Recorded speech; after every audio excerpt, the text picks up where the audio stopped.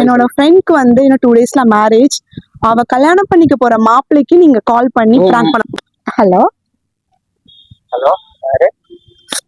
நீங்க இன்னும் 2 நாள்ல கல்யாணம் பண்ணிக்க போறீங்கல்ல, என் அக்காவை, அவங்க தங்கச்சி தான் பேசுறேன் நான்.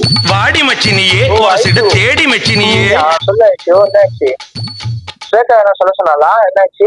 ஏய் இல்ல, நீங்க எப்ப பார்த்தாலும் ஸ்வேதா நினைப்பிலே இருங்க. நான் சொல்றது கேளுங்க. சொல்லு. இல்ல என்ன பண்றீங்க, சாப்பிட்டீங்களா, எப்படி இருக்கீங்க? சாப்பிட்டேன் ஐஷு. அதான் நாளைக்கு இது உள்ள ரிசப்ஷன்ல பார்லர் ரெடி ஆயிட்டு இருக்கேன், போவேன். பார்லர் போறீங்களா? நீயும் வா போலாம். நானுமா? நான் வரேன், நான் எப்பயுமே தயாரா தான் இருப்பேன் உங்க கூட வரத்துக்கு. புரியலையே. இல்ல எனக்கு உங்களை பிடிக்கும். பிராங்கா? பிராங்க்லாம் இல்லப்பா. நீங்க அன்னைக்கே எங்க அக்காவை பொண்ணு பார்க்க வந்தீங்களா? ஆமா. அன்னைக்கே எனக்கு உங்களை ரொம்ப பிடிச்சி போயிடுச்சு. அன்னில இருந்து எனக்கும் எங்க அக்காவுக்கும் சண்டை. நான் தான் கட்டிப்பேன். ஆனா எதாட்டமா நீங்க அவகிட்ட போய் மாத்திக்கிட்டீங்க. நீ ஃபர்ஸ்டே சொல்லிதான் நம்ம பொண்ணு மாத்திக்கலாம்ல.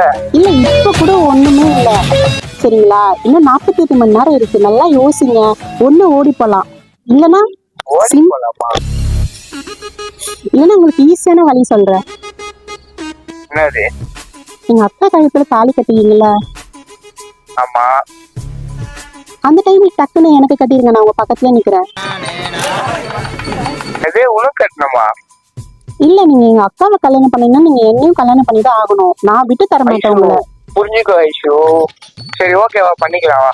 வாடி மச்சினியே பண்ணிக்கலாமா? தேடி மச்சினியே. பண்ணிக்கலாம். ஐயோ உண்மையாவா? ஆமா, உடனே கல்யாணம் பண்ணிடுறோம், அக்காவை கல்யாணம் பண்ணிக்கிறவா. என்ன சூர்யா? அப்போ என் ஃப்ரெண்டோட வாழ்க்கை? ஐயோ இல்லங்க, சும்மா தாங்க. நாளைக்கு உங்களுக்கு எப்படி கல்யாணம் நடக்குது நான் பாக்குறேன். கடைசியில ஸ்வேதாவும் இல்ல, ஐஷுவும் இல்ல, போங்க.